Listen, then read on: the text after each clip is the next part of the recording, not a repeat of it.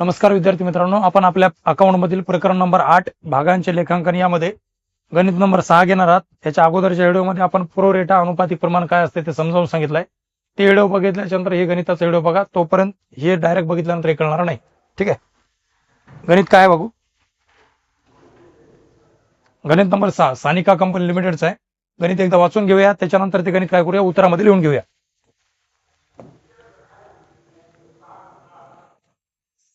बघा, Sanika company limited एक सानिका नावाची कंपनी आहे. त्या कंपनीमध्ये 10 रुपयाला एक भाग आहे, अशा 10,000 आहेत. समभाग, मग आपल्या कंपनीमध्ये समहक्क भाग व अग्रहक्क भाग असे दोन प्रकारचे भाग असतात. 10 रुपयाला एक भाग आहे, 10,000 भाग आहेत. त्यावर रकमा पुढील प्रमाणे काय देय आहेत म्हणे. कशा कशासोबत पैसे येणार. अर्जासोबत 2 रुपये, आवंटनावर म्हणजे वाटप शुल्कासोबत 5 रुपये आणि प्रथम व अंतिम हप्ता एकत्र दिला 3 रुपयाचा. म्हणजे 2 5 3 5 2 7 3 10 रुपये टोटल दिलेला आहे. ठीक आहे, पुढे प्रमंडळाकडे 20,000 भागांकरता अर्ज आले. आता सांगा, आपल्या कंपनीमध्ये 10,000 भाग आहेत. 10,000 भाग असताना अर्ज किती आले म्हणे 20,000. म्हणजे कोणती मागणी आहे, जास्त मागणी आहे. भाग आहेत तेवढ्यापेक्षा जास्त मागणी आली. साईडला लिहून घेऊ जे जे आपल्याला उपयोगी पडते ते. बघा, आपल्या कंपनीमध्ये 10,000 भाग आहेत, समभाग आहेत. भागाची किंमत किती आहे 10 रुपये. आणि पैसे कसे कसे येणार आहेत म्हणे. अर्जासोबत, वाटपासोबत आणि प्रथम हप्ता व अंतिम हप्ता. अर्जासोबत 2, नंतर 5, पुन्हा 3, 2 5 3, 2 5 आणि 3 अशा टोटल 10 रुपयाची टोटल दिली. आता भाग एवढे असताना अर्ज किती आले म्हणे. तर अर्ज आले म्हणे 20,000. हे अर्ज आहेत, इथं सांगितले. अर्ज किती आले 20. आता सांगा मला, जर माझ्याकडे भागच 10,000 असतील आणि अर्ज 20,000 असतील तर 10,000 अर्ज एक्स्ट्रा आले. आपण याच्या अगोदर चंदूच्या उदाहरणामध्ये समजून सांगितलंय. इथं बघू मग पुढे. संचालकांनी त्या सर्व अर्जदारांना अनुपातिक प्रमाणात, अनुपातिक प्रमाण म्हणजे प्रो रेटा मेथड. मग संचालकांनी त्या सगळ्यांना अनुपातिक प्रमाणात म्हणजे प्रो रेटा मेथड मध्ये भागांचं काय केलं म्हणून वाटप. संचालकांनी सर्वांना अनुपातिक प्रमाणात म्हणजे प्रो रेटा मेथड मध्ये भागांचे वाटप करण्याचे ठरविले. मग त्याच्यानंतर भागावरील सर्व मागण्या याचना करण्यात आल्या व त्यांच्याशी संबंधित रकमा मिळाल्या. रोजकिरीत नोंदी करा. तर गणित पूर्णपणे संपलंय. डायरेक्ट उत्तरामध्ये जाऊया. एवढं लक्षात ठेवा की अनुपातिक प्रमाणाचा वापर केलाय म्हणजे प्रो रेटा. आपल्या इथं ज्यांनी 20,000 काय केलेत अर्ज केलेत त्यांनाच कंपनी 10,000 भाग देणार आहे. म्हणजे ज्यांनी कोणी आपल्याकडे 200 भाग मागितले त्याला 200 न देता 100 भाग दिलेत. कोणी 1000 भाग मागितले असेल त्याला 1000च्या ऐवजी 500 भाग दिलेत. असं केलं असं. 20,000 अर्ज आले तर भाग 10,000 आहे, तेवढं लक्षात राहू द्या. आता बघूया ही कंपनी. आपल्या कंपनीमध्ये हे अर्ज करणारे अर्जदार. तर पहिल्यांदा अर्जदार कंपनीत अर्ज करतात तर अर्जासोबत कोणता शुल्क देतात. अर्ज शुल्क. चला सांगा, पहिली नोंद कोणती होईल. मग पहिली नोंद होईल कंपनीमध्ये काय आल्याबद्दल, अर्ज शुल्क आल्याबद्दल. सांगा मग, कंपनीमध्ये अर्ज किती आले 20,000. प्रत्येक अर्जासोबत किती किती रुपये येणार आहेत. 2 रुपये. मग 20,000 अर्जावर 2 रुपये येतील तर कंपनीमध्ये पैसा किती येईल. 20,000 भागांवर 2 रुपये एकाच. आता 20 2 40 म्हणजे टोटल किती आला 40,000. पहिली नोंद अर्ज शुल्क आल्याची नोंद होईल की नाही. नोंद काय होती मग. बँक खाते नावे, बँक खाते नावे आणि अर्ज खात्याला, त्याला प्रार्थना खात्यालाही म्हणतात. पण त्याच्या पुढे आपण कोणता भाग लावता. समभाग जे आहे ते. तर समभाग अर्ज खात्याला. याचं जर खाली स्पष्टीकरण लिहायचं म्हणलं, मी स्पष्टीकरण न लिहिता लिहितो कारण एकाच पेज मध्ये बसवायचं असतं गणित. तुम्ही 2 पेज 3 पेज बोर्डाला किती लागूचा स्पष्टीकरणासहित लिहा. ठीक आहे, तर याचं नोंद काय झाली. बँक खाते नावे, समभाग अर्ज खात्याला याचं स्पष्टीकरण राहील. शॉर्ट मध्ये लिहिलं तर अर्ज शुल्क मिळाल्याबद्दल. आणि पूर्ण लिहायचं असेल तर 20,000 भागांवर 2 रुपये प्रमाणे अर्ज शुल्क मिळाल्याबद्दल. तर किती रुपये व्हायला 40,000. तर 40,000 40,000 ही झाली पहिली नोंद. आता दुसरी नोंद. मिळालेला अर्ज शुल्क कंपनी जवळ ठेवते का भाग भांडवलला पाठवते. हे नेहमी सांगत राहिलो मी. तर कंपनी आलेला अर्ज शुल्क कुठं पाठवते. भाग भांडवलला. पण आता इथं भानगड अशी आहे, आपल्या कंपनीमध्ये भाग किती आहेत 10,000. अर्ज किती आले 20,000. एक्स्ट्रा अर्ज किती आहेत 10,000. आता अनुपातिक प्रमाण प्रो रेटा मेथडचा अर्थ काय तुम्हाला अगोदर मी चंदूच्या उदाहरणात समजावून सांगितलंय की आपल्या कंपनीमध्ये 10,000 भाग असताना 20,000 लोकांनी अर्ज केला. तर आता एक्स्ट्रा अर्ज किती आलेत तर 10,000 एक्स्ट्रा आलेत. का 10,000 भाग असताना 20,000 अर्ज आले म्हणजे याचा अर्थ एक्स्ट्रा अर्ज आले ना 10,000 ते बी. मग आता एक्स्ट्रा आले तर कंपनी त्या एक्स्ट्रा वाल्याला भाग देऊ शकते का? नाही. मग ते एक्स्ट्रा वाल्याचे पैसे बी परत करते का? नाही. मग काय करते तर एक्स्ट्रा वाल्याचे पैसे कंपनी वाटप खात्यात नेऊन ठेवते आणि त्यांना सांगते ज्यावेळेस वाटपची रक्कम तुम्ही देणार आहात त्यावेळेस तुम्ही काय करा, वाटप शुल्कामध्ये तेवढे पैसे कमी द्या, कारण तुमच्या आधीच आमच्याकडे पैसे येऊन बसलेले आहेत. तर ते बी व्यक्ती काय हरकत नाही, ठीक म्हणू शकतात. मग आपल्याकडे ते अर्ज शुल्क आलेला अर्ज शुल्क कंपनी कोण्या खात्याला पाठवणार आहे? भाग भांडवलला. मग भाग भांडवलला बी पाठवेल आणि जे एक्स्ट्रा आलाय त्यांचा कोण्या खात्याला नेऊन ठेवलं? वाटप खात्याला. कारण वाटप खात्याला ज्यावेळेस नंतर रक्कम येणार आहे त्यावेळेस नंतर रक्कम काय केली जाणार आहे? कमी दिली जाणार आहे. तर बघा इथं आपल्या कंपनीमध्ये आलेला अर्ज शुल्क आहे ते कंपनी जवळ न ठेवता कुठं पाठवून देईल? भाग भांडवल खात्याला पाठवेल. तर नोंद करेल मी समभाग अर्ज खाते नावे आणि भाग भांडवल खाते जमा. त्याच्या पुढे लावेल समभाग भांडवल खात्याला.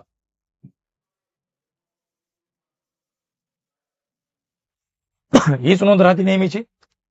समभाग अर्ज खाते नावे समभाग भांडवल खात्याला अर्ज शुल्क भाग भांडवलला पाठवल्याबद्दल. पण आज माझ्याकडं 10,000 भाग आहेत पण अर्ज 20,000 आलते तर एक्स्ट्रा बी 10,000चा पैसा आहे. आता बघा जर कंपनीनं एकही भाग दिलाच नसता, रिजेक्ट केले, परत केले, तर मी त्यांचे परत केल्यावर पैसे कुठं पाठवून दिले असते? त्यांना परत पाठवून दिले असते. परत पाठवून दिले म्हणजे इथं बँक खातं जमा केलं असतं. त्याच्या 2 गणिताच्या काय 1 गणिताच्या अगोदर ते झालंय आपलं. पैसे 5,000चे रिजेक्ट केले आणि संचालकाने त्यांचे पैसे परत केले असं होतं तिथं. परत केले म्हणजे अर्ज शुल्क आल्याची जी नोंद आहे त्याच्या उलट परत केल्याची नोंद होती, म्हणजे बँक जमाला जाते. पण इथं परत कुठं केलंय? इथं म्हणतंय आपल्या कंपनीमध्ये 10,000 भाग होते तरी अर्ज 20,000 आले. मग 20,000 अर्ज आल्यावर जे लोक 10,000 एक्स्ट्रा आलेत त्यांचे पैसे कंपनीने परत केले नाही, म्हणून कंपनीने जवळच ठेवले आणि कंपनीने त्यांना सांगितलंय ज्यावेळेस तुम्ही ते वाटप शुल्क भरशाल ना त्यावेळेस वाटप शुल्कात आम्हाला कमी पैसे द्या, आता आमच्याकडे तसेच राहू द्या, असं कंपनीने त्यांना सांगितलं आहे. म्हणजे जर एका व्यक्तीनं आपल्या कंपनीमध्ये 10,000 भाग जरी असताना 20,000 अर्ज केलाय, मग एकाच व्यक्तीनं अर्ज 20,000 केलाय तर त्या व्यक्तीला आपण 20,000 भाग देऊ शकता का? नाही देऊ शकत. मग त्याला भाग किती देणार आपण? 10,000. मग त्याचे 10,000 भाग जर दिले तर त्याने 20,000 अर्ज केलाय ते 20,000 भागावर 2-2 रुपये अर्ज शुल्क दिलाय की नाही? दिलाय. मग कंपनी त्याला सांगते बघा तुम्ही 20,000चा आमच्याकडे अर्ज शुल्क दिलाय पण आम्ही तुला फक्त 10,000 भाग देणार आहोत. मग तुझे 10,000चे जे आमच्याकडे अर्ज शुल्क येऊन बसले ते एक्स्ट्रा ते नंतर तू वाटप रकमेमध्ये आम्हाला काय दे? कमी दे, आता आमच्याकडे राहू दे. तो बी मला ठीक आहे. मग या व्यक्तीनं कंपनीमध्ये 20,000 भागासाठी अर्ज शुल्क दिलाय पण कंपनीने याला फक्त 10,000 भाग दिले. मग 10,000 भाग दिले तर जे 10,000 भाग दिली नाही त्याचा वाटप शुल्क अर्ज शुल्क कंपनीला परत बी देत नाही, कंपनीकडेच आहे. कंपनीमध्ये आमच्याकडे राहू दे आणि ज्यावेळेस वाटप शुल्क तू भरणार आहेस त्यावेळेस तू कमी भर. तर दोघांची तशी जबान बी झाली. मग आता कंपनीनं ते आलेला पुरा अर्ज शुल्क त्याला परत दिलं नाही, मग ते भाग भांडवलला पाठवला आणि काही पैसा आताच कोण्या खात्यात नेऊन ठेवते? वाटप खात्यात. काय म्हणते? वाटप शुल्क ज्यावेळेस येणार आहे त्यावेळेस ते पैसे कमी द्या. मग ते इथं टाकून देऊ समभाग वाटप खात्याला. समभाग वाटप खात्याला बस. म्हणजे या व्यक्तीचा जे आलेला अर्ज शुल्क आहे त्याच्यापैकी 10,000चा अर्ज शुल्क भाग भांडवलला जाईल आणि जे बाकी एक्स्ट्रा आहे ते कुठे जाईल? वाटप खात्याला. तो म्हणशाल इथं कोणता नेतात, इथं कोणता नेतात? जेवढे आपण त्याला भाग देणारा त्याचा पैसा भाग भांडवलला आणि ज्याचे पैसे आपण त्याला देणार नाही त्याचे आपण तसेच नेऊन ठेवणार, त्याला सांगणार राहू देते आमच्याकडे, ते पैसे कुठं? वाटप खात्याला. कारण ते वाटप शुल्कात नंतर कमी देणार आहे. तर त्यानं 20,000 अर्ज केले त्याला भाग 10,000 दिले. मग 10,000 भाग दिले म्हणजे ह्याचा पैसा भांडवलला आणि जे 10,000 एक्स्ट्रा आहे याचा पैसा वाटपला. तर किती होतात बघा मग? 20,000 रुपये 2 रुपये प्रमाणे 20,000चा आलता 40,000 आलते. या 40 पैकी 10,000 भागाचे 2-2 रुपये 20,000 जातील इथं. टोटल अर्ज शुल्क किती आलता? 40. त्याच्यापैकी 20,000 इथं जातील, 20,000 इथं. म्हणजे 20,000 रुपये आपण भाग भांडवलला पाठवले, 20,000 रुपये कुठं पाठवले? वाटप खात्याला. याचं स्पष्टीकरण काय लिहिता?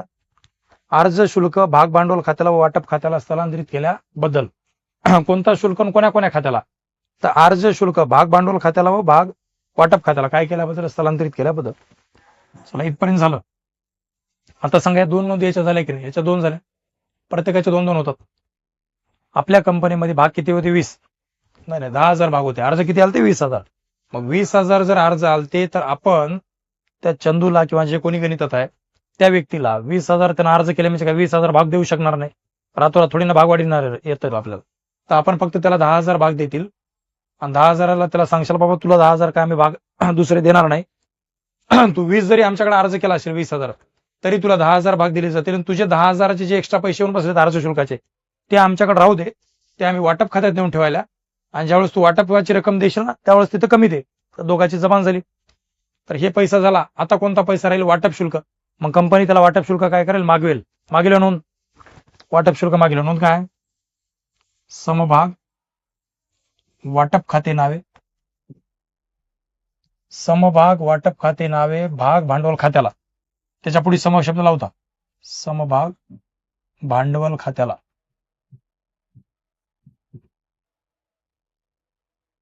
हे भाग भांडवल खात्यालाच आहे, मी त्याच्या पुढे फक्त सम शब्द वापरावे. समभाग भाग भांडवल खात्याला सांगितले. तर आता हे कंपनी मागवलेली रक्कम आहे, मग वाटप शुल्क मागविल्याबद्दल आहे. सांगा मग आपण त्या चंदूला किंवा या गणितात जे व्यक्ती आहेत त्याला भाग किती विकाल्या? त्या अर्ज 20 करून काही फायदा नाही, त्याला भाग फक्त 10,000 झाले, आपल्याकडे आहेत तेवढेच. मग आणि ते 10,000चा अर्ज एक्स्ट्रा आलता ना, ते पैसा इथे नेऊन ठेवलाय. म्हणजे इथून खाली गणितात सगळं कितीचं गणित राहील? 10,000चं.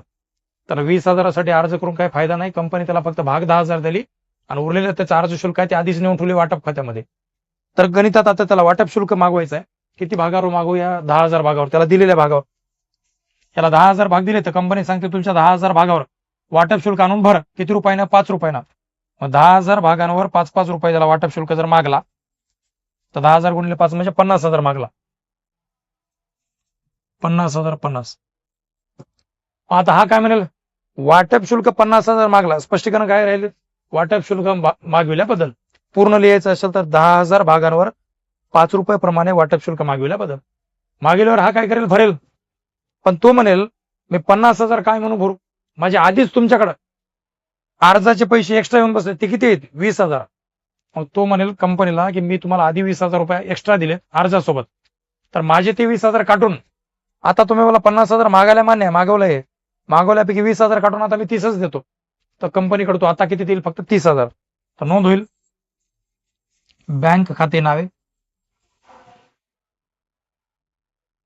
आणि समभाग वाटप खात्याला तो कंपनीकडे फक्त किती भरेल? 30,000 रुपये भरेल. का? त्याच्या आधीच 20,000 रुपये कंपनीकडे गेलेले आहेत. तर इथे येईल 30,000 30,000. आणि स्पष्टीकरण काय लिहिल तो किंवा कंपनी काय लिहिल? कोणता शुल्क? वाटप शुल्क मिळाल्याबद्दल. इथं मागविल्याबद्दल, इथं मिळाल्याबद्दल. चला ह्या 2 झाल्या. आता राहिली शेवटची. आता प्रथम हप्ता आहे. डायरेक्ट मिळतो का मागितात? आधी कंपनी मागवते. मागवते म्हणजे मागविल्याची नोंद काय? प्रथम हप्ता मागविल्याबद्दल. त्या चंदूला जे कोणी आहे त्याला मागवते, तो नोंद होईल 5वी. भाग प्रथम व अंतिम एकत्र आहे ना, तर प्रथम व अंतिम हप्ता खाते नावे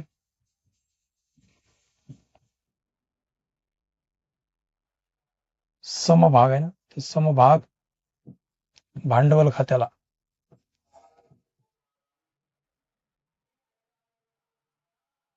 ह्याच्या मी पुढे समशब्द लावला तर चालतंय, लावा. तर नोंद झाली. मग समभाग प्रथम व अंतिम हप्ता खाते नावे भाग भांडवल खाते जमा. किती रुपयाने? किती रे? याला 10,000 भाग विकलेत आपण, त्याच्या 10,000 भागावर 3-3 रुपयाने मागवायचं, तर 30,000. तर इथे मागवते 30. हे 30 काय आहेत म्हणशाल तर 50 मागले होते, आधी 20 आलेत म्हणून आता 30च आलेत त्याचे. हे मागवलेले 30,000 आहेत. प्रथम हप्ता 3 रुपयाचा आहे. 10,000 भागावर 3-3 रुपयानं 30,000 मागेले. मागेल्यानंतर तो पुरे देईल कंपनीमध्ये. मागवले 30 तर त्याचे मिळतील बी 30 ना. तर मिळाल्यावर नोंद काय? बँक खाते नावे, बँक खाते नावे प्रथम व अंतिम हप्ता खाते जमा. त्याच्या पुढे समभाग लावतो. समभाग प्रथम व अंतिम हप्ता खात्याला 30ला 30. याच्यामध्ये स्पष्टीकरण काय राहायला पाहिजे होतं? इथं राहायला पाहिजे होतं प्रथम व अंतिम हप्ता मागविल्याबद्दल. इथं राहील प्रथम व अंतिम हप्ता मिळाल्याबद्दल. ठीक आहे. एक्स्ट्रा व्यवस्थित लिहायचं असेल तर 10,000 भागावर 3 रुपये प्रमाणे प्रथम व अंतिम हप्ता मागविल्याबद्दल. इथं 10,000 भागावर 3 रुपये प्रमाणे प्रथम व अंतिम हप्ता मिळाल्याबद्दल. संपलं गणित. खाली एकूण करायचे, टोटल करू शकता. 40 आणि 40 80 5 1,30,000. हे 30 1,60,000 1,90,000 आणि 30 म्हणजे 2,20,000 2,20,000 एकूण करून याचा करू शकता.